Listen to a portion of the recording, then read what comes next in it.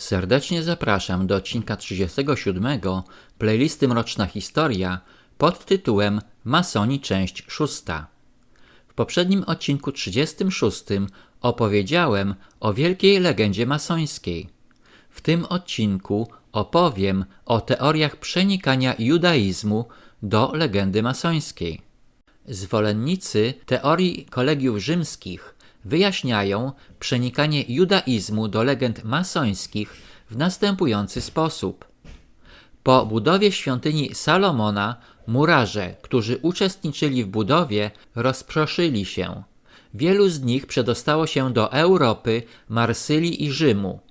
Jest możliwe, że wprowadzili oni legendy judaistyczne do kolegiów rzymskich, które przekazały je mistrzom Comacini w VII wieku. Wiedza mistrzów została później przekazana do średniowiecznych cechów murarskich w Anglii, Francji i Niemczech. Dla wyjaśnienia, mistrzowie Comacini, tak zwani Komaskowie, byli grupą wczesnośredniowiecznych kamieniarzy lombardzkich. Dzięki używaniu doskonałego kamienia budowlanego zapewnili Lombardii prymat w architekturze kamiennej poprzedzającej styl romański. Ponieważ budowniczy pochodzili z terenów wokół jeziora Como, leżącego na pograniczu Ticino w Szwajcarii i Lombardii we Włoszech, nadano im nazwę mistrzów Comacini.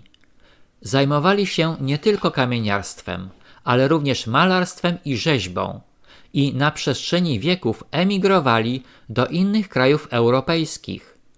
Mistrzowie Comacini pojawili się nawet w Polsce około 1520 roku. Jedna z grup murarskich w średniowiecznej Francji, znana pod nazwą Dzieci Salomona, utrzymywała tradycję legendy masońskiej, w której został zamordowany Hiram. Inna grupa utrzymywała, że ofiarą morderstwa nie był Hiram, ale jeden z jego towarzyszy, Maître Jacques, który pracował z Hiramem przy budowie świątyni i zginął z rąk 5 niegodziwych rzemieślników podjudzanych przez szóstego. Jednak data powstania tej legendy nie jest znana. Klawel uważa, że tajemnice hebrajskie istniały za czasów kolegiów rzymskich, które według niego w dużej mierze podlegały wpływom judaistycznym. Mason John Yarker wyraża zupełnie przeciwny pogląd. Nie jest tak trudno połączyć masonerię z kolegiami. Trudność polega na przypisywaniu wpływów judaistycznych na te kolegia i na podstawie najstarszych dowodów możemy stwierdzić, że takie tradycje w czasach saskich nie istniały. Twierdzi on dalej, jeśli chodzi o ten kraj, nie wiemy nic o dokumentach masonerii pochodzących ze świątyni Salomona, aż do czasów po wyprawach krzyżowych, kiedy uchwalona konstytucja masońska, zatwierdzona przez króla Atelstana, stopniowo ulegała zmianie. Yarker uważa, że aż do XIV wieku wiedza gildii masońskich zawierała jedynie ezoteryczne doktryny Egiptu i Grecji, które mogły do nich dotrzeć poprzez kolegia rzymskie, podczas gdy tradycje masonerii wywodzą się od Adama, Dżabala, Tubala Keina, od Nimroda i wieży Babel, z Hermesem i Pitagorasem jako ich bezpośrednimi przodkami. Doktryny te najwyraźniej obejmowały główne nurty geometryczne lub techniczne i w żadnym sensie kabalistyczne.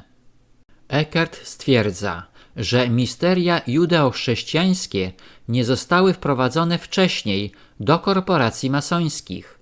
Nigdzie nie można znaleźć najmniejszych po nich śladów. Nigdzie nie znajdujemy żadnej klasyfikacji, nawet tej dotyczącej mistrzów, rzemieślników i praktykantów. Nie obserwujemy żadnego symbolu świątyni Salomona, a cała ich symbolika odnosi się do masońskiej pracy i do kilku filozoficznych maksym moralności. Eckert, podobnie jak Yarker, podaje czasy wypraw krzyżowych jako datę wprowadzenia elementów judaistycznych do masonerii. Jednak uznając, że współczesna masoneria rzemieślnicza w dużej mierze opiera się na kabale, konieczne jest rozróżnienie różnych kabał. Wydaje się bowiem, że do czasu wypraw krzyżowych istniały nie mniej niż 3 kabały. Po pierwsze, starożytna, tajemna tradycja patriarchów, przekazywana od Egipcjan poprzez Greków, Rzymian i prawdopodobnie przez kolegia rzymskie do masonów rzemieślników Wielkiej Brytanii. Po drugie, rzymska wersja tej tradycji, czyli pierwsza kabała Rzymian, w niczym nie dająca się pogodzić z chrześcijaństwem, przechodząca od Mojżesza, Dawida i Salomona do Esejczyków i bardziej oświeconych Rzymian. Po trzecie, wypaczona kabała, zmieszana przez rabinów z magią, barbarzyńskimi przesądami, a po śmierci Chrystusa z antychrześcijańskimi legendami.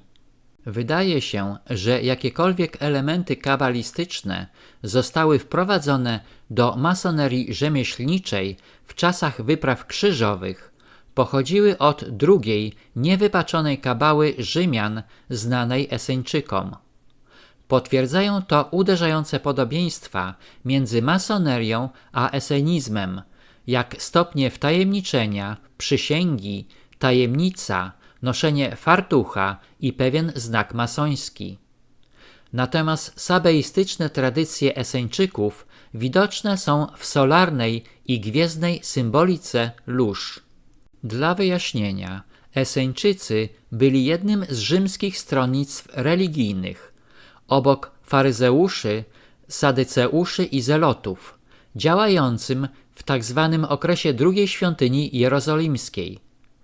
Ich nazwa pochodzi od aramejskich rzeczowników oznaczających milczący i pobożni, chociaż inni badacze wskazują na słowo aseja oznaczające uzdrowicieli. Powstanie ruchu eseńskiego wiąże się z powstaniem Machabeuszy przeciw Antiochowi IV Epifanesowi, władcy Syrii. O powstaniu Machabeuszy i święcie Hanuki można dowiedzieć się z odcinka 16, Temida część 4 z playlisty Prometeizm. Według jednej z teorii część Rzymian babilońskich na wieść o sukcesie powstania powróciła do Palestyny, ale rozczarowana Rzymianami judejskimi, którzy nie dochowali tradycji, odwróciła się od nich, odchodząc na pustynię do Qumran jako Eseńczycy. Prawdopodobnie wyodrębnienie się Eseńczyków z kultu świątynnego nastąpiło po roku 152 przed naszą erą, kiedy to stanowisko arcykapłana objął Jonatan Machabeusz. Podsumowując, rozważania o pojawieniu się judaistycznych tradycji w legendzie masońskiej, można powiedzieć, że najprawdopodobniej nastąpiło to w czasach wypraw krzyżowych.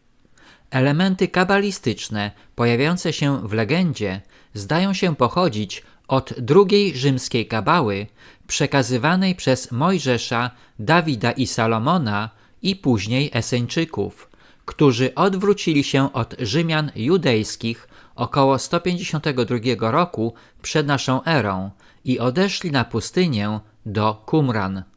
Dziękuję za wsparcie mojego kanału przez Buy Coffee 2, link pod filmem. Na tym zakończę odcinek 37, w którym opowiedziałem o teorii przeniknięcia judaizmu do legendy masońskiej. Serdecznie zapraszam do odcinka 38 pod tytułem Masoni, część 7.